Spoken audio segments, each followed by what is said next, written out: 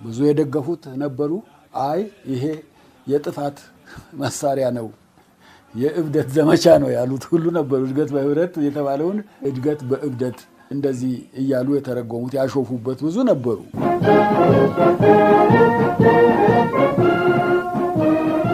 እናት ሀገር ለሰፊው ህዝብ የቆሙ ልጆቿን ደጋግማ ትጠራለች።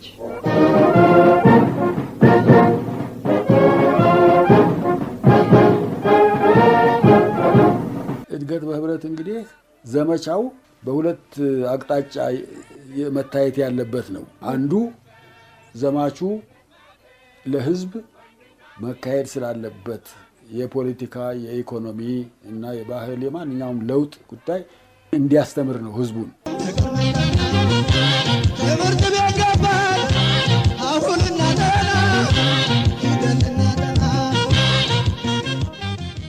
ሁለት ወር ባልሞላ ጊዜ ውስጥ ለ60,000 ዘማቾች የሚሆን ካኪ ዩኒፎርም፣ ቀበቶ፣ ባርኔጣ፣ ጫማ በማዘጋጀት ዋና ማዘዣ ጣቢያውን 5 ኪሎ የአሁኑ የአዲስ አበባ ዩኒቨርሲቲ ሳይንስና ቴክኖሎጂ ትምህርት ቤት በማድረግ በመላ ሀገሪቱ ታህሳስ 12 ቀን 1967 ነበረ የእድገት በህብረት የእውቀትና ስራ ዘመቻን በይፋ ያስጀመረው።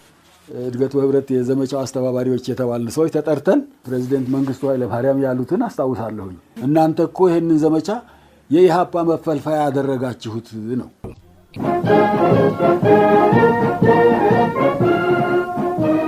ኢትዮጵያ የሺህ ዓመታት ታሪክ ያላት ሀገር ናት። የመንግስት ምስረታዋም ታሪክ ቢሆን እስከ 3000 ዓመታት ወደ ኋላ እንደሚሄድ ተጨባጭ ማስረጃዎች አሉ። በእነዚህ ረጅም ዘመናት የነበረው ታሪካችን የየዘመኑን የሰው ልጅ የእድገት ደረጃ መሰረት ያደረጉ የየወቅቱን የአስተሳሰብና የንቃተ ህሊና የመጠኑ መንግስታዊ የአስተዳደር ስርዓቶችን አሳልፈናል። በእኛ ዘመን ወይንም በሁለትና 3 ትውልድ እንኳን ብንፈትሽ አንደኛው የመንግስት አስተዳደር ሄዶ ሌላኛው ሲተካው ስላለፈውና ስለቀደመው መልካም ነገር አይነሳም ወይንም አታንሱቢ በሚል ይታለፋል። ከሁሉም በላይ ደግሞ ታሪክና ፖለቲካ አንዱ ሌላው ላይ የተሳሳቡ ትክክለኛ መረጃዎችን ሲሸፍኑብን ቆይተዋል። እኛ ከአብዛኛዎቹ የዓለም ሀገራት በሁኔታዎች ምቹነት መንግስት መሆኑን ቀድመን ያወቅን የአስተዳደርና የፍትህን ጥበብ የታደልን መሆናችንን ግን ምንም አይነት ፖለቲካም ሆነ ፍልስፍና ሊሸፍነው የማይችል እውነታ ነው። ታዲያ በእያንዳንዱ የመንግስት አስተዳደር መልካሙንም የተበላሸውንም አክላ አገራችን ታሪኳ ላይ ተጨማሪ ታሪክ እየጻፈች ቀጥላለች። እንደ ነጭና ጥቁር ቀለማት ለየዘመናቱ አንድም ፍጹምነትን በሌላው ገጽ ደግሞ ሁሉንም የክፋት ጠርዝ እየለጠፍን እንሄድ ካላለን ከየገጽታው እየቆነጠርን የሀገርን ታሪክ ለተተኪው ማስቀመጥ ይኖርብናል። ለዚህ ደግሞ በጥናትና ምርምር አስደግፈው የዘርፉ ምሁራን የሚሰንዱት እንደተጠበቀ ሆኖ የሀገርን ታሪክ በቅጡ አስጠንተውና አስፍረው የሚያስቀምጡ ተቋማትን ማበጀትና ማጠናከር እንደዚሁ ግድ ይላል። ትውልድ ካለ ታሪክና መሰረት ባዶ ቤት ውስጥ የተቀመጠ እስኪመስለው ለፖለቲካና የጥቅም ሽሚያ ከሚጋተው የተዛባ ትርክት ሊላቀቅ ይገባል። በእውቀት የታነጸ አገሩን የሚያከብር ሁሉንም የአገሩን ልጆች በእኩልነት አይቶ የሚወድ ዜጋ ያስፈልገናል። ለዚህ ደግሞ ከመንግስት ጀምሮ የመገናኛ ብዙሃን፣ የኪነ ጥበብ ባለሙያዎችና በአጠቃላይ ህብረተሰቡ በበቂ ሊሳተፉበት ይገባል። የተቀባባ በሐሰተኛ ትርክት ላይ የተመሰረተ የልዩነት መንገድን የሚያስተምር ሐሳዊ ትምህርት ያደረሰብንና እያደረሰብን ያለው እጅግ ጎጂና ነዋሪ ውጤት ገና ከላያችን ላይ አልተነሳም። መንግስትም ሆነ ትውልድ መጥቶ ይሄዳል። አገርና ታሪክ ግን ቀጣይ ነው። የሚተኩን የምንወልዳቸው የምንወዳቸው ልጆቻችን ናቸው። በስሜት ተጋርደን በልዩነት ታጥረን በራስ ወዳድነት የመጋደልንና የመጠላላትን እርሾ ከማስቀመጥ የሚያስማማንንና እውነትን ሰጥተናቸው ብናልፍ ይሻላል። በዚህ የፍቅር ቤት ፕሮግራማችን ከኛ ዘመን ብዙም ያራቁ ታሪኮችን መዘን በተቻለን መጠን በማስረጃና ምስክርነት አጣብቀን ወደ እናንተ የምናደርስበት መነሻ ምክንያታችንም ይኸው ብቻ ነው። ለዛሬውም ዓመታትን ወደ ኋላ ሄደን እንጨዋወታለን።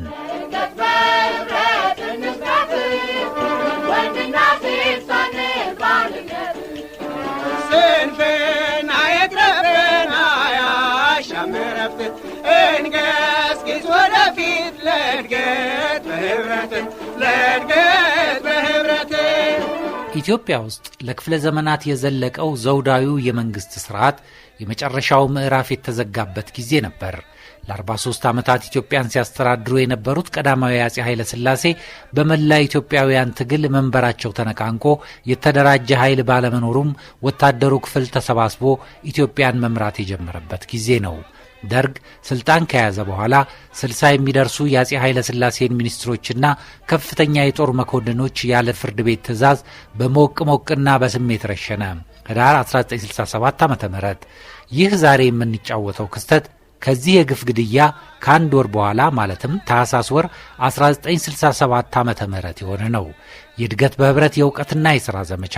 ይህንም ፕሮግራም ለማዘጋጀት ስናስብ በውስጡ ያለፉ የዘመኑ ባለሥልጣናትንና ምሁራንን ሐሳብ፣ ጽሑፍና መጽሐፍት ፈትሸናል። በተለይም የዘመቻው አስተባባሪ ከነበሩት መሃል የዶክተር አስፋው ደስታንና የዶክተር ያየህር አድቅጣውን ምስክርነት አካተናል። ሁለቱም ምሁራንና በቀድሞ የደርግ ዘመን ባለሥልጣናት የነበሩት እነኚህ ታዋቂ ሰዎች ለመገናኛ ብዙሃን ከሰጡት ቃለ ምልልስ ከዩቲዩብ ያገኘነውን ይዘነዋል። ጋዜጠኛና የታሪክ መጽሐፍት አዘጋጅ የሆነው ብሩክ መኮንን ያሰባሰበውንም በድምፁ ተቀርጾ አጠናክረነዋል። ከተጠቀምንባቸው የጽሑፍ መረጃዎች ውስጥም አን አፕሬዛል ኦፍ ዘ ሊትራሲ ካምፔን ኢን ኢትዮጵያ ዱሪንግ ዘ ሚሊታሪ ሪጅም በሚል ግርማ አማረ ከጻፉት ሰፊ ትንታኔ ተጠቅመናል። ሁሉንም በአንድ አመተን አጠናክረነዋልና እንድትከታተሉን በአክብሮት እንጋብዛለን።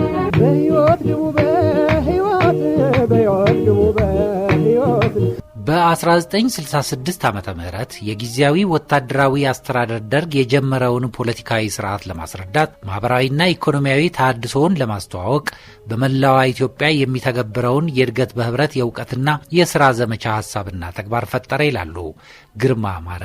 ከደርግ ከፍተኛ ሹማምንቶች አንዱ የነበሩትን ሻለቃ ኪሮስ አለማየሁን የዘመቻው ሊቀመንበርም አድርጎ ሾመ። የዘመቻ መምሪያው ከዩኒቨርሲቲ ከወታደሩ ክፍል ከተለያዩ የሚኒስቴር መስሪያ ቤቶችና ድርጅቶች አባላቱን በማሰባሰብ በቅድሚያ 100 ሺህ ብር ተመድቦለት በተከታዮቹ ወራት ገንዘቡ አድጓል፣ ስራ ጀመረ። ታህሳስ 12 ቀን 1967 ዓ.ም ዘመቻው በይፋ ሲታወጅ ለተሰበሰቡ ተሳታፊዎች ሻለቃ ተፈሪ ባንቲ እንዲህ አሏቸው። ኢትዮጵያ ዛሬ ወደ ተለያዩ የሀገራችን ክፍሎች የምትልካቸው ለህዝቡ ብርሃን እንድትሆኑ ነው። የኢትዮጵያ ትቅደምን ፍልስፍና ማሳወቅ አለባችሁ።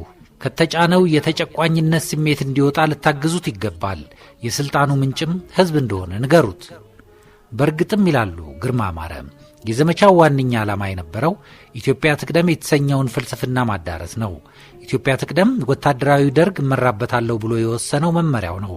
በዚህም ፍልስፍና እኩልነት፣ በራስ መተማመን፣ የሥራ ክቡርነት፣ የጋራ ልዕልና፣ የማይደፈርና የማይከፋፈል የኢትዮጵያ አንድነት የሚሉት መሠረታዊ እሴቶቹ ነበሩ።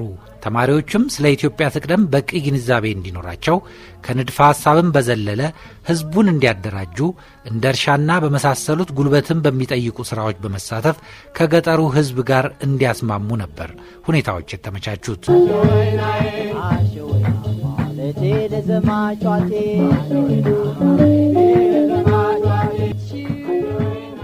እድገት በህብረት እንግዲህ ዘመቻው በሁለት አቅጣጫ መታየት ያለበት ነው። አንዱ ዘማቹ ለህዝብ መካሄድ ስላለበት የፖለቲካ፣ የኢኮኖሚ እና የባህል የማንኛውም ለውጥ ጉዳይ እንዲያስተምር ነው ህዝቡ ደግሞ ይሄ የሚነገረው ይሄ ደግሞ ይማራል፣ ከዘማቹ ይማራል የተባለው ደግሞ ህዝብ ራሱ የራሱ ዕውቀት አለው፣ የራሱ ባህል፣ የራሱ እምነት አለው።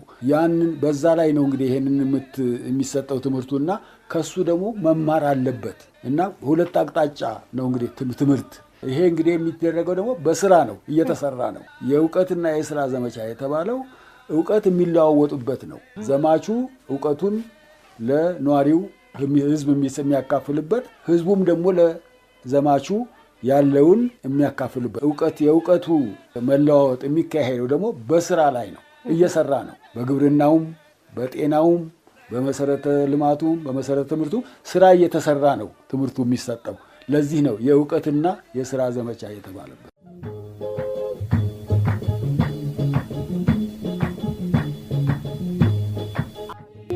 ዛሬ በዓመት አንዴ በሚከበሩት የጥምቀትና የከተራ በዓላት ሰሞን ብቻ የሚደምቀው አልፎ አልፎ በሚያስተናግዳቸው ስፖርታዊ ውድድሮችና በመጫወቻ ሜዳ እጦት የሚንገላቱት የመርካቶ የኮልፌ አካባቢ በእግር ኳስ ፍቅር የተለከፉ ታዳጊዎች እሁድ የሚራኮቱበት በተለያየ ምክንያት የድሮውን ጸጋውን የተገፈፈው ጃን ሜዳ አንድ ታሪካዊ እውነትን አስተናግዶ ነበረ።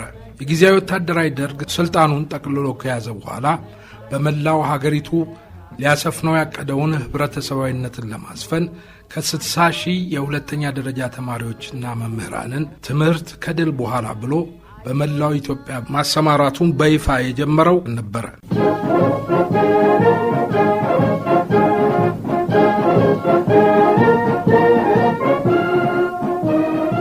እናት ሀገር ለሰፊው ህዝብ የቆሙ ልጆቿን ደጋግማ ትጠራለች።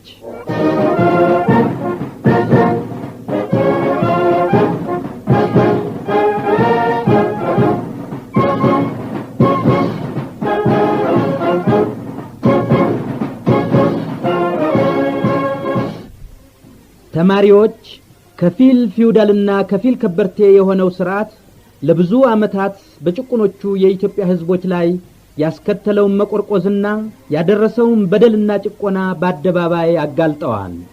ህዝቡ ከተኛበት እንዲነቃ የቅስቀሳ ትግላቸውን በየጊዜው አፋፍመዋል።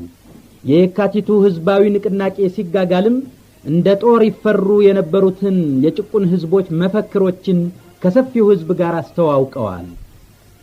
ህዝባዊው ንቅናቄ በበዝባዦችና በተበዝባዦች መካከል የሚደረግ ትግልና አሮጌው ስርዓት የወለደው የማይታረቅ ቅራኔ ውጤት እንጂ ተራ የሆነ የሰዎች ግጭት ያለ መሆኑን በልዩ ልዩ አጋጣሚ ጠቁመዋል።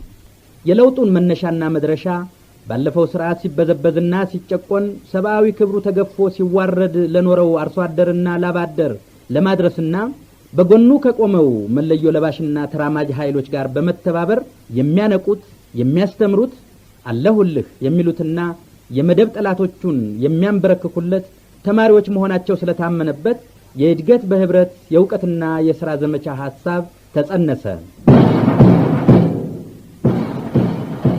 ጥቅምት 5 ቀን 1967 ደርግ የእድገት በህብረት የእውቀትና የሥራ ዘመቻ ጠቅላይ መምሪያን ሲያቋቁምና የተማረው የህዝብ ወገን በዘመቻው መሳተፉ ግዴታ መሆኑን በይፋ ማወጁን ተከትሎ 2 ወር ባልሞላ ጊዜ ውስጥ ለ60 ሺህ ዘማቾች የሚሆን ካኪ ዩኒፎርም፣ ቀበቶ፣ ባርኔጣ፣ ጫማ በማዘጋጀት ዋና ማዘዣ ጣቢያውን 5 ኪሎ የአሁኑ የአዲስ አበባ ዩኒቨርሲቲ ሳይንስና ቴክኖሎጂ ትምህርት ቤት በማድረግ በመላ ሀገሪቱ ታህሳስ 12 ቀን 1967 ነበረ የእድገት በህብረት የእውቀትና የሥራ ዘመቻን በይፋ ያስጀመረው።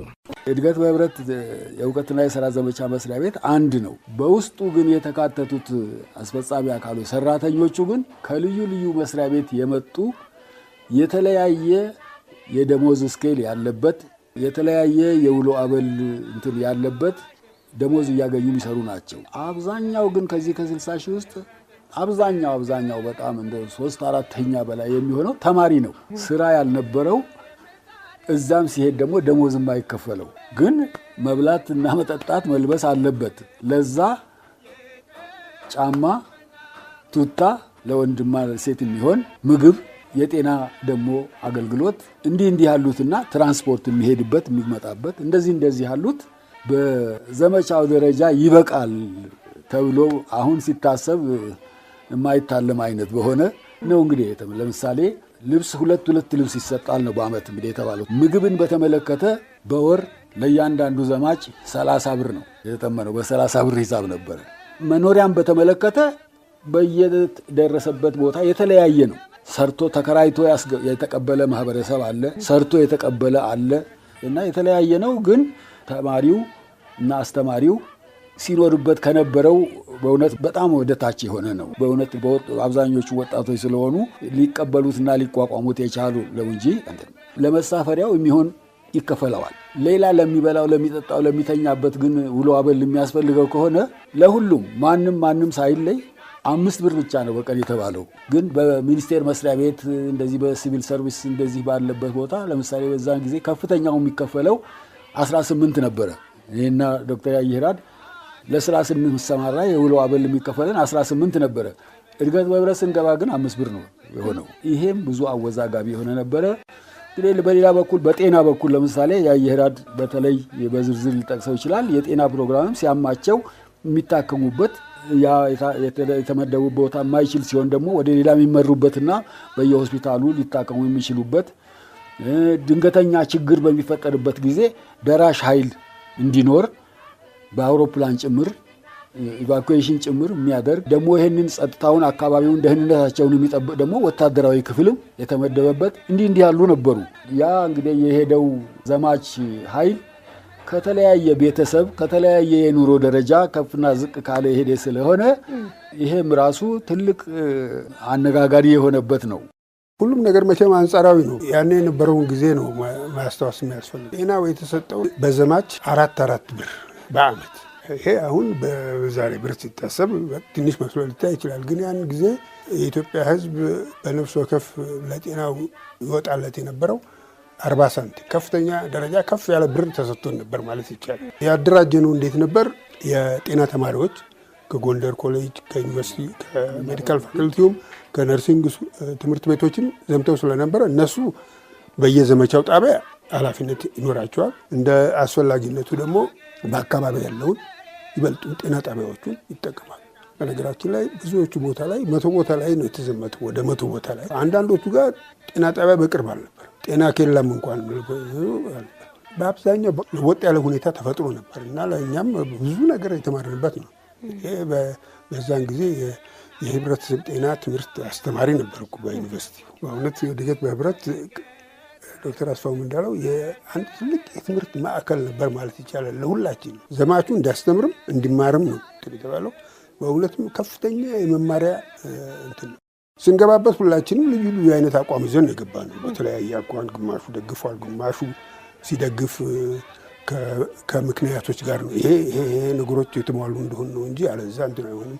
ግማሹ ግን በሂደቱ ብዙ እንትን ተብሏል። አንዱም እንግዲህ ምንም እንኳን እኛ የህብረተሰብ ጤና ክፍል በተቻለ መጠን የሕክምና ተማሪዎች የኢትዮጵያን የገጠር ሁኔታ አውቀው መውጣት አለባቸው ብለን የተወሰነ ያን ጊዜ ጥቁር አንበሳ ሆስፒታል እንደ ትልቅ ከሀገር በተለየ ሁኔታ የሚማሩ ደግሞ እውነትም ነው እና ሀገራቸው ካላወቁት በኋላ የሚሰሩበትን ሁኔታ ማወቅ አለባቸው። ግን እድገት በህብረት ያስተማረንን ያህል እኛም እንኳን አንትኖቹ የተማርን ይመስላል።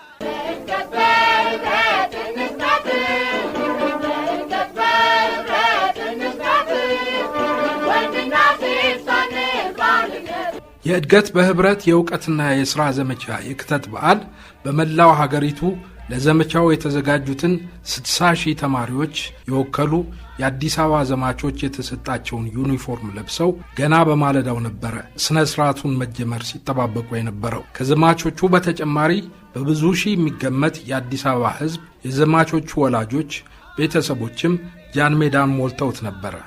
ብሩህዋ የታህሳስ ወር ፀሐይ ሙቀቷ ማየል ሲጀምር ነበረ የደርጉ ሊቃነ መናብርት በስፍራው የደረሱት። ከጃን ሜዳ ከምዕራባዊ ጫፍ እስከ ምስራቃዊ ጫፍ ሰልፈኛው በተመደበበት የዘመቻ ቀጠና በረድፍ ተሰልፎ የክብር እንግዶቹን መምጣትና የሥነ ሥርዓቱን መጀመር እየተጠባበቀ ያለ 1 ወር ሊሞላው ሰዓታት በቀረው የህዳር 13ቱ የ60ዎቹ ግድያ ማግስት የደርጉ ሊቀመንበር ተብለው በጀነራል አማን አንዶም ምትክ የተሰየሙት ብርጋዴር ጀነራል ተፈሪ ባንቲቲ ከሻለቃ መንግስቱ ኃይለ ማርያም ወልዴ ጋር በስፍራው ተገኙ።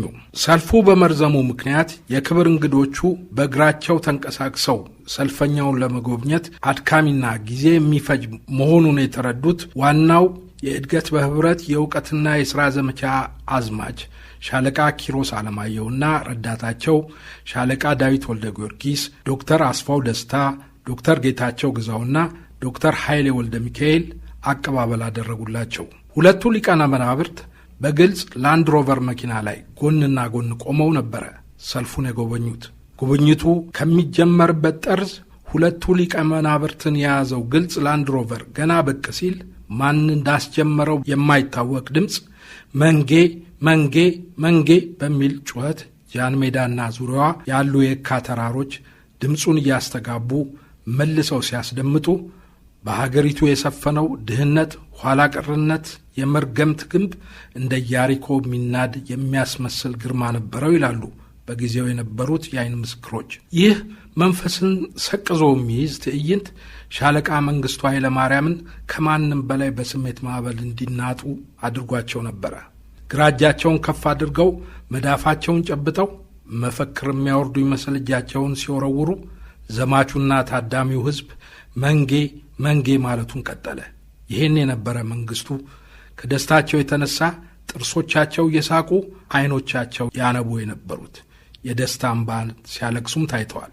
አጠገባቸው ያሉት ብርጋዴር ጀነራል ተፈሪ ባንቴ በቦታው እንደሌለ አድርጎ የሻለቃ መንግስቱ ኃይለማርያምን ልብ በሐሴትና በኩራት ሰማየ ሰማያት ያደረሰው የዘማቹና ስነ ስርዓቱ ላይ ለመታደም በስፍራው የተገኘው ሕዝብ አቀባበልና የተሰጠ ድጋፍ ለራሳቸው የተደረገ ይመስል በፍጹም ደስታ ተሞልተው በትረ መኮንናቸውን የጨበጡበትን ግራ እጃቸውን እንደ መንግስቱ እየሰነዘሩ አየሩን ይቀስፉ ነበር እንጂ ፍጹም ቅሬታ አልታየባቸውም። ሻለቃ መንግስቱ ኃይለማርያም ለካ ሕዝብ የልቤን ያውቃል ብለው የልብ ልብ አግኝተው ወደ ቀጣዩ የስልጣን እርካብ ለመሸጋገር የወሰኑትና ሕዝባዊ ነኝ የሚል አባዜ የተጣባቸው ያኔ ነበር ብለው የሚያምኑም አንዳንድ ተመልካቾች አሉ።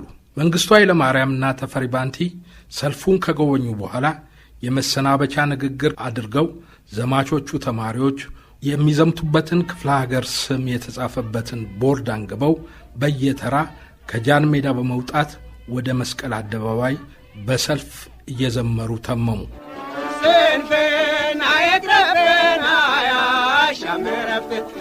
በምስራቁ ዓለም ርዮት የተለከፈው የዛን ጊዜው የሀገሪቱ ምሁርና የተማረ ኃይል ኢትዮጵያውያን የኢትዮጵያ ህብረተሰባዊ ፍልስፍና ሳይሆን ማያውቁትን ሳይንሳዊ ሶሻሊዝምን፣ ማርክሲዝም ሌኒኒዝምን የሚበርዝ ነው በሚል እንደማይቀበሉ በማሳወቃቸው መሬት ላራሹ እንዲሆን በኢትዮጵያ ያሉ የአሜሪካ የጦርና የሌሎች የተራድኦ ድርጅቶች እንዲዘጉ አሜሪካውያኑም ከሀገር እንዲባረሩ እንደሚሹ በማሳወቃቸው እነዚህ ቅድመ ሁኔታዎች ካልተሟሉ በቀር ወደ ዘመቻው እንደማይሄዱ የዘመቻውን እንቅስቃሴም እንደሚቃወሙ ደርግ መረጃ ስለነበረው ከአንድ ቀን ቀደም አድርጎ ታህሳስ 11 ቀን 1967 የአብዮቱ ርዕዮተ ዓለም ሶሻሊዝም መሆኑን እንዲያውጅ እስከ ማስገደድ የደረሰ አቅም ነበራቸው።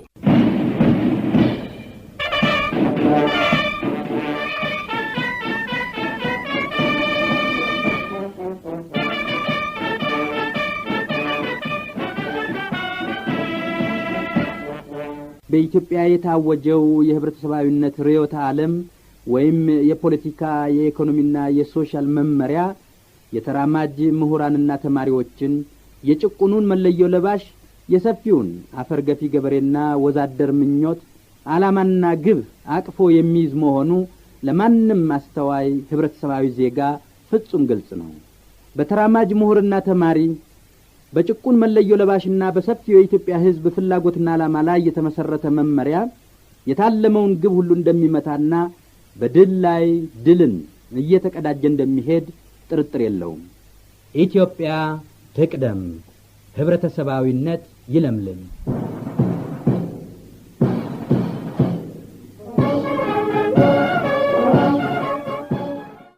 እስከ ዛሬ ድረስ ይህ የተጀመረው የእድገት በህብረት የእውቀትና ስራ ዘመቻና በዋዜማው የአብዮቱ ርዕዮተ ዓለም ሶሻሊዝም መሆኑን መታወጅ ደርግ ጉልበቱ ሳይጠና በተማረው የህብረተሰብ ክፍል ያልተጠበቀ ተቃውሞና ጫጫታ ሊደርስብኝ ይችላል፣ ስለዚህ አስቀድሜ ከአደጋው ለመዳን የቅድመ መከላከል እርምጃ አድርገው ዘመቻውን የሚያዩ በርካቶች ናቸው።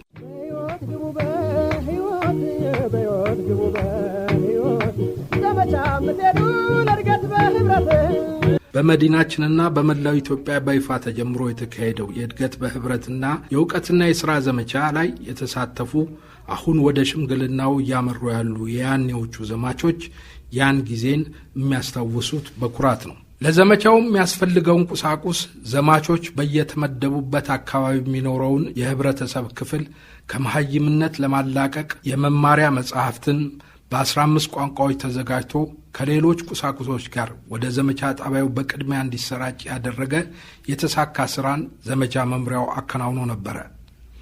ከጃን ሜዳ እስከ መስቀል አደባባይ የተካሄደው ደማቅ ሰልፍ ከተደረገ ከ3 ሳምንት በኋላ ከአዲስ አበባ ወደ ተለያዩ የአገሪቷ ክፍሎች ወደሚገኙ ዘመቻ ጣቢያዎች ለመሰማራት በተያዘው መርሃ ግብር መሰረት በጊዜው የነበሩ የመንግስትና የግል የህዝብ መመላለሻ አውቶቡሶች 507 የአዲስ አበባ ዘማቾችን ጓዛቸውን ጭነው ከመነሻው ጃን ሜዳ ተነስተው ወደ 4ቱም አቅጣጫ ሲተሙ ቤተሰብና ወላጅ ዘመድ በስሜት ተሞልቶ ያደረገላቸው አሸኛኘት እጅግ ልብ የሚነካ እንደነበረ በዘመቻው ተሳታፊ የነበሩ ዘማቾች በትዝታ ወደ ኋላ ተመልሰው ያስታውሳሉ።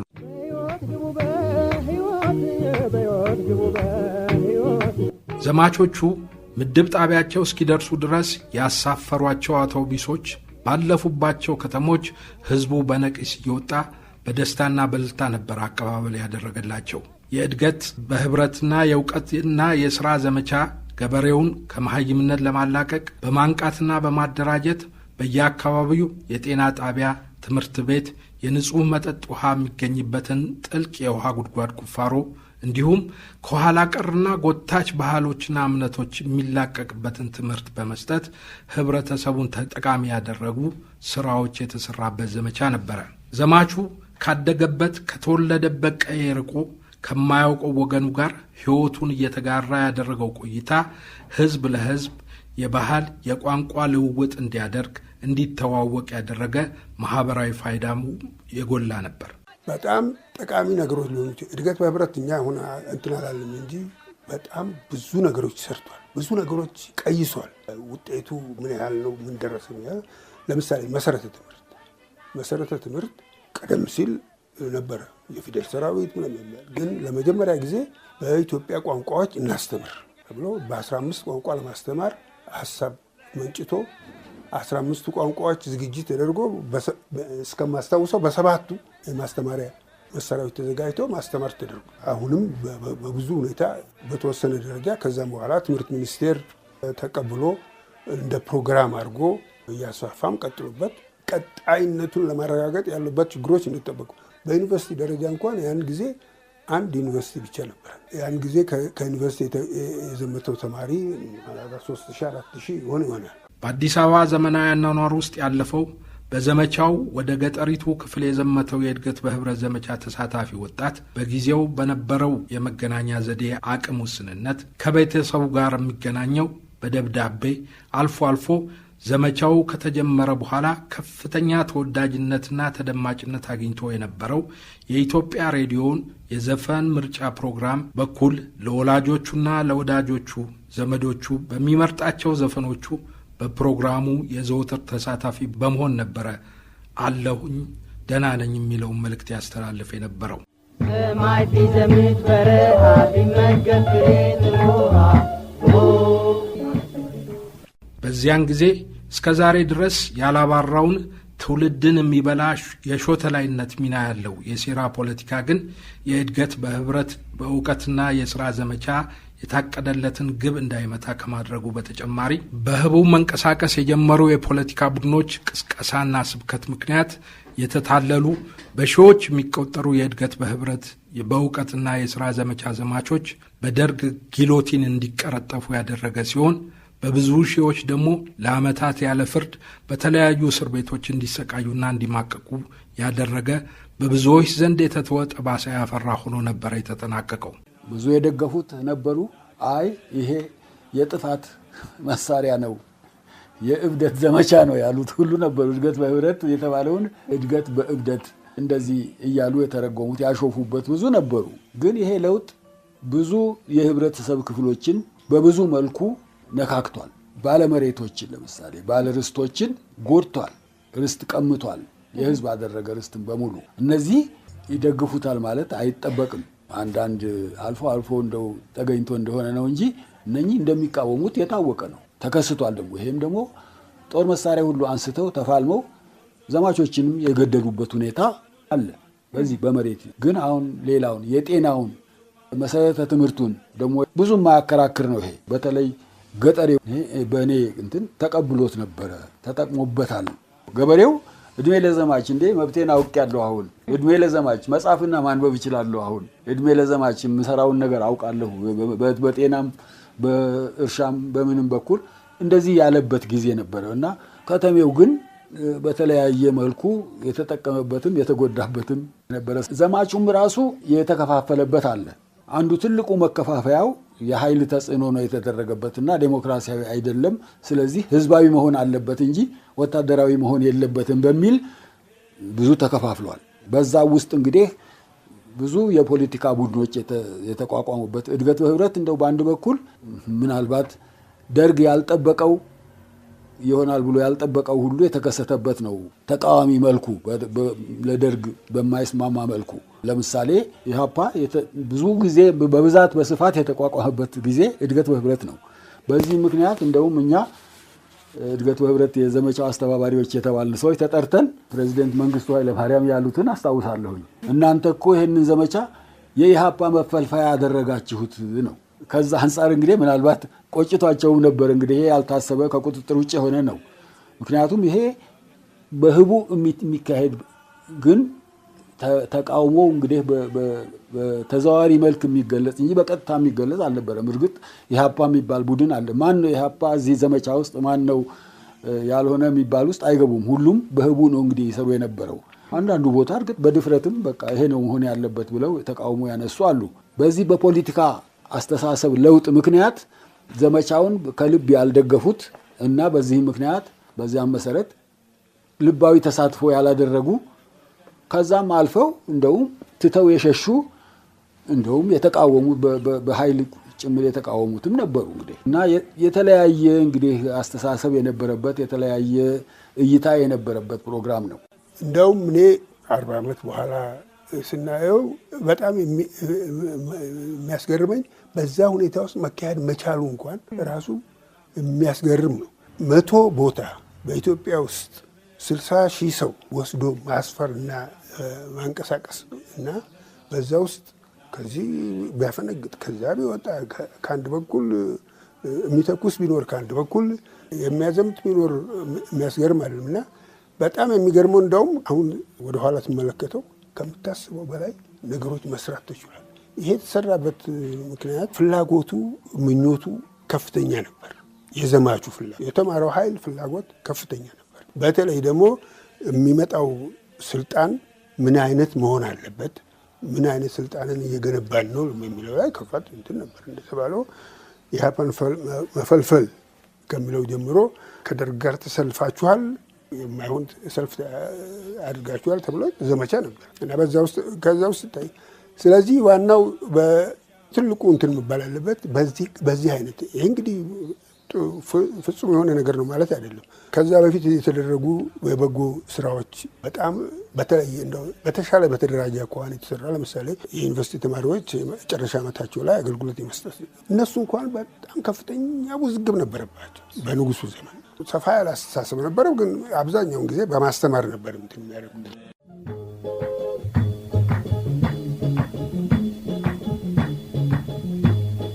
አሸ ወይና ወይና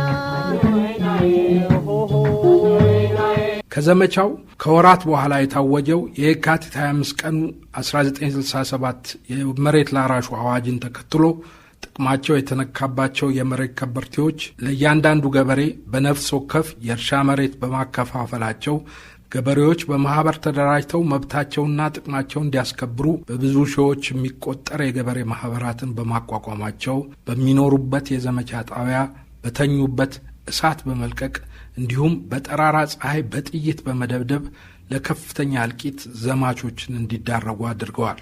ደርግ ለ2 ዓመታት ትምህርት ቤቶች ዘግቶና ተማሪዎችን ከትምህርታቸው መምህራንን ከማስተማር ስራቸው ተለይተው ወገናቸውን ለማገልገል በተሰማሩበት ዘመቻ ላይ ያሉ በተፈጸመባቸው ጥቃት ሳቢያ ለእልቂት ሲዳረጉ ሕይወታቸውን ለማትረፍ ዘመቻ ጣቢያቸውን ለቀው ወደ ትውልድ ሰፈራቸው ሲመለሱ ቀይ መንገደኛ የኢህአፓ ጀሌ በማለት ከሁለት ያጡ ሆነው ለስቃይና ለሞት እንዲዳረጉ ያደረጋቸውን ታሪካዊ ስህተት ሰርቷል።